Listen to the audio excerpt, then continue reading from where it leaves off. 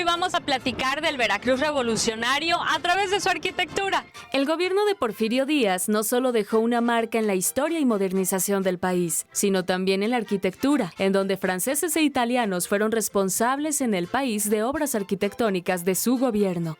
Hubo necesidad, desde luego, para 1890, 1900, generar condiciones que pusieran a Veracruz con un dique, con un puerto de mayor profundidad que pudiera recibir las nuevas tecnologías navieras con buques muy grandes y que pudieran llegar y descargar y mover todos estos productos, de tal manera que Pearson e hijo tuvieron la tarea encomendada por el gobierno del presidente Díaz, desde luego, y don Teodoro Dehesa, gobernador del estado, de transformar a Veracruz. Y nos dejaron este inmueble impresionante, bellísimo, que justamente la parte central es la que ocupaba aquella vieja puerta de mar, y que a partir de 1902, que se inauguró toda esta serie de inmuebles, bueno, tenemos esta riqueza patrimonial que funcionó durante muchos años como la aduana, el lugar de control y de intercambio de mercancías, y hoy día de una manera muy digna lo ha rescatado y lo conserva la comandancia militar de la región naval en unas excelentes condiciones, y que hay que caminarlo, amigos. Lo mismo cuando pasamos unos metros adelante y nos encontramos con el edificio del correo. A primera vista pareciera que se trata de una sola construcción, pero en realidad son dos edificios gemelos diseñados ex profeso para albergar a Correos de México y telégrafos desde el año 1902, en la recta final del Porfiriato. Son construcciones de estilo neoclásico con imponentes columnas, pequeños balcones y largos pasillos, algunos acabados en mármol. En esta arquitectura neoclásica, que es ese conjunto de inmuebles, hasta llegar al fondo donde cierra la plaza con la estación terminal del ferrocarril.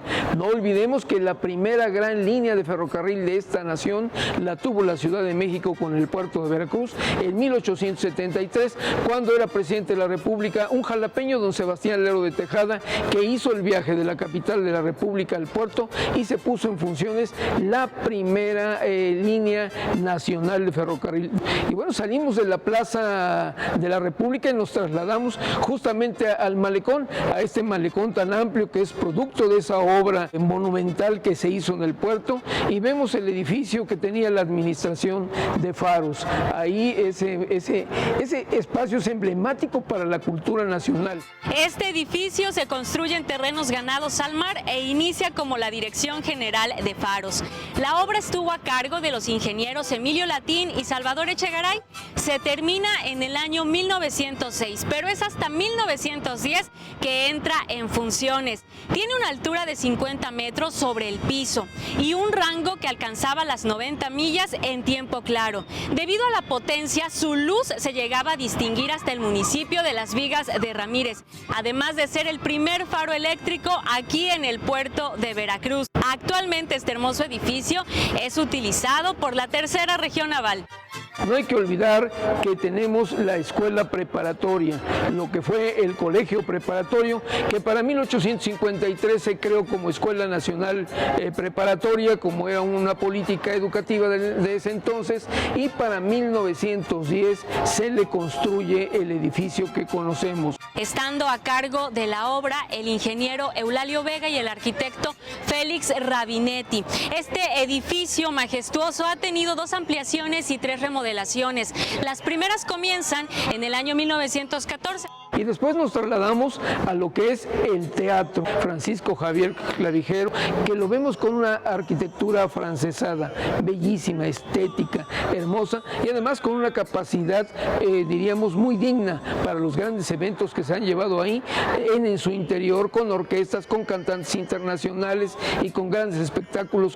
Y sin olvidar que también la política del Estado mexicano ha tenido también que atender el tema de los reclusorios.